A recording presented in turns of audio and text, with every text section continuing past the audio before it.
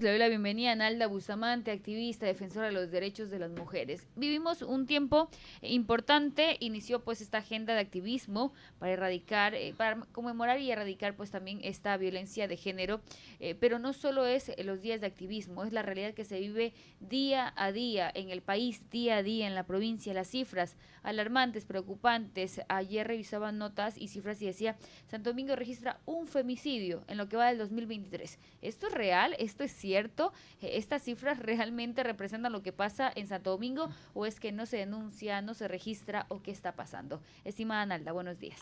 Buenos días, Andrea, muchísimas gracias por la invitación. Saludos a todas las personas que nos acompañan en este panel. Bueno, eso depende mucho respecto, por un lado, de la tipificación que haga la Fiscalía y segundo, cuando efectivamente, obviamente, por un lado se ha colocado una denuncia, hay un montón de factores que tenemos que analizar, pero sin embargo, las organizaciones de mujeres que son quienes levantan esta geografía, esta radiografía de lo que sucede a nivel del país con la muerte de las mujeres, contabilizan más de 270 muertes en lo que va del año 2023. Recordar a la ciudadanía que el año pasado se contabilizaron 322, eso significa que en promedio prácticamente cada día muere una mujer por temas vinculados a violencia, que no únicamente están ligadas, mi querida Andrea, a las muertes que suceden en el marco de una relación de pareja, en el marco íntimo, con el ex conviviente, el conviviente, novio, etcétera, incluso en el mismo marco de la relación familiar, que también sucede, sino que también están contabilizadas estas muertes que tienen que ver ya con la violencia que vive el país, esto vinculado al tema del crimen organizado, etcétera, la delincuencia. Entonces, la contabilización que hacen las organizaciones de mujeres en este momento es en un número de 270, ¿no? Básicamente, femicidio significa ¿qué? Bueno, es la muerte de las mujeres, según establece el Código Penal, la muerte de las mujeres por el hecho de ser mujer, en manos de la pareja. Sin embargo, como yo le mencionaba, incluso muchas mujeres han dicho, y fíjese que la radiografía que se presenta no habla de femicidio, habla de feminicidio. ¿Cuál es la diferencia? Y la diferencia es el componente de responsabilidad estatal en la muerte de las mujeres. Por ejemplo, México lo tiene tipificado como feminicidio, porque al ser el Estado, digamos, el árbitro de las relaciones sociales y económicas, porque para eso existe un Estado.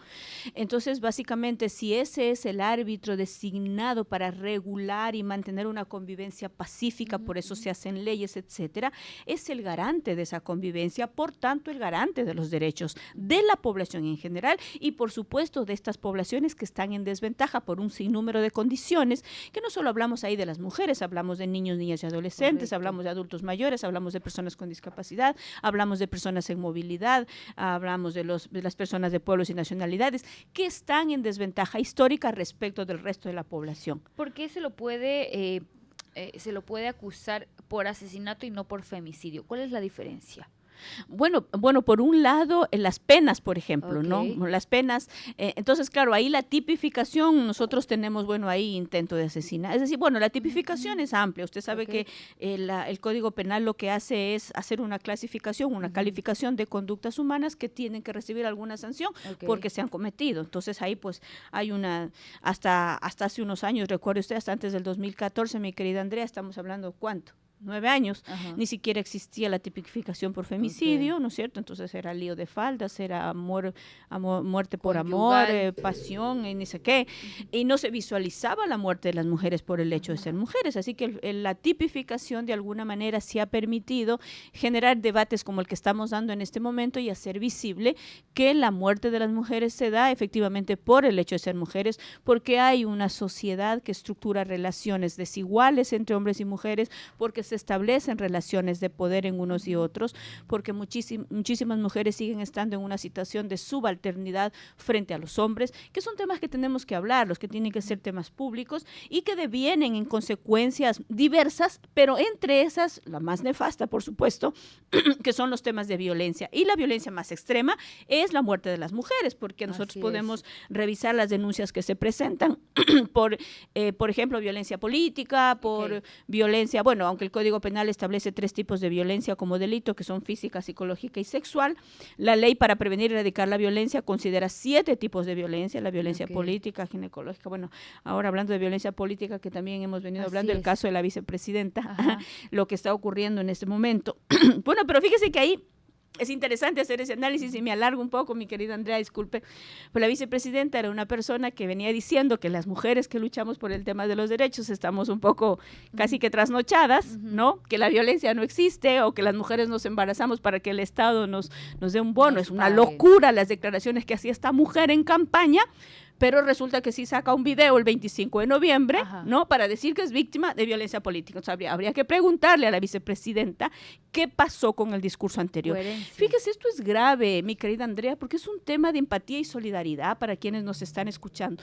No es posible que yo sea empática solo cuando a mí me sucede algo, pero si le sucede a mi vecina, a mi hermana, a mi amiga, etcétera, entonces resulta que es una exagerada, resulta que está mal, resulta que está, incluso hace unos años utilizó palabras terribles la vicepresidenta para referirse a la lucha de las mujeres, diciendo que es una tontería, diciendo que estamos mal en esto, que no existe, o cosas como que las mujeres que se embarazan deben recibir menos salario. Es decir, una locura, digamos un poco desdiciendo de la lucha feminista, de los movimientos de mujeres. Y sin embargo, bueno, ahora ella está pasando por esto. No podemos decir que nos alegramos, pero sí necesitamos autoridades más empáticas, mi querida. Sí. Como a mí no me pasa, o de pronto como yo soy hombre, soy una autoridad, soy hombre, lo que dicen no creo que sea cierto, no escucho a la gente, porque la democracia es eso, mi querida Andrea. La democracia es podernos escuchar entre distintos y entender que la problemática que el otro me cuenta que le sucede requiere, si soy autoridad, alcalde, prefectura, presidente, asambleísta, el que sea, requiere de oídos. De hecho, yo creo que mucho del caos que vive este país es por la falta de una participación efectiva entre distintos. Dígame una cosa, Nalda, en Santo Domingo, hasta ayer se registra solo un caso de femicidio en la provincia. ¿Esta cifra es real? ¿Un caso? No, porque, bueno, yo le decía, nosotros tenemos la radiografía que se hace mes a mes y nosotros tenemos contabilizados 8 casos en Santo Domingo. Eso, como le decía, a veces depende de la tipificación, a veces depende en qué, si se ha presentado la denuncia, si se ha hecho efectiva. Es decir, hay un montón de razones por las que, por ejemplo, yo le decía, se contabilizan cerca de las 270 en el país, se contabilizan 150 vinculadas al crimen organizado. Ese, por supuesto, esos no van a ser tomados como femicidio. No van a ser tomados por la justicia. Sin embargo, eso no quiere decir que no estén vinculados, digamos, a las variables que definen la muerte de las mujeres, en esos contextos también, por ser mujeres. Hay mujeres que mueren en manos de sus parejas que forman parte del crimen organizado y se lo cataloga como un tema organizacional, tal, pero sigue muriendo en las manos de su conviviente, en el crimen lamentablemente funciona así. Si no nos sirves, pues te hacemos a un lado, y si sabes mucho, te hacemos también a un lado, como ya conocemos casos como esos. Exactamente, y esa es la realidad, y que creo que nosotros desde la lucha por los derechos de las mujeres no podemos dejar de lado, no podemos dejar de hacer una lectura de cómo se configura la violencia de género en estos espacios delincuenciales, de crimen organizado, de lo que algunos han llamado un narcoestado. No podemos dejar, recuerde usted, nosotros con usted hablamos ampliamente de las chicas que murieron y que fueron masacradas. Fue terrible ese crimen sanguinario que se cometió contra estas 3 jóvenes. Aquí, ¿no? Claro, sucedió en Esmeraldas, exactamente. Buen punto. Buen punto el que usted menciona. Entonces, no podemos dejar de hacer un análisis cuando sucede en estos espacios de esta violencia que vive el país, y para nosotros, por supuesto, entran en la categoría también de femicidios. ¿Por qué no se denuncia, Nalda? ¿Cuál es el problema? ¿Miedo? Bueno, desconfianza en el sistema. Yo creo que hay un poco de todo. Fíjese usted, por ejemplo, que se calcula que se denuncia el 10% del abuso sexual, por ejemplo, de la violación. El resto no se denuncia. Peor si es, por ejemplo, incesto, es mucho más difícil, porque ese es un tipo de violencia que es distinta a la violencia sexual que se comete en la escuela, en el barrio. porque esto es dentro de la familia. Y es muy difícil los temas cuando suceden dentro de la propia familia. Ahí es el padre, el tío, qué sé yo, y ahí hay, digamos, todas unas condiciones que son propias dentro de la situación familiar, que a veces hacen que se oculten este tipo de cosas. Ahí quien ha sido un aliado, bueno, en su momento, digamos, cuando nosotros estuvimos trabajando al frente del Consejo de Protección y de la Junta, unos aliados importantes para nosotros era el sistema educativo, porque lo que no quería denunciar la familia lo denunciaban los psicólogos de los departamentos de consejería. Hoy no pasa. No pasa eso hoy. Bueno, por un lado, ahí hay que analizar varias cosas, mi querida Andrea. Por un lado, hay miles de niños fuera del sistema educativo. Correcto.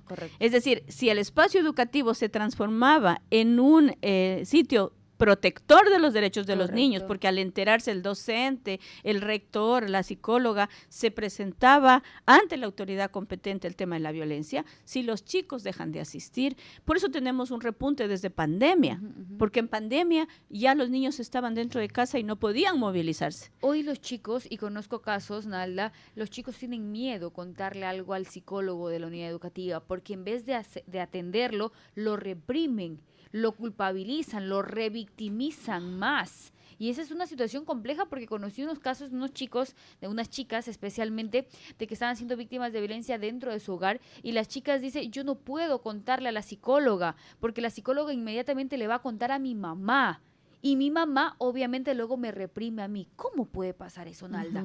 ¿En quién confía este joven? Y ahí es cuando tenemos los casos de suicidio. Los chicos que se cuelgan, que se matan, que acaban con su vida porque no saben a dónde acudir, no saben a qué instancia pues ellos abrir sus alas.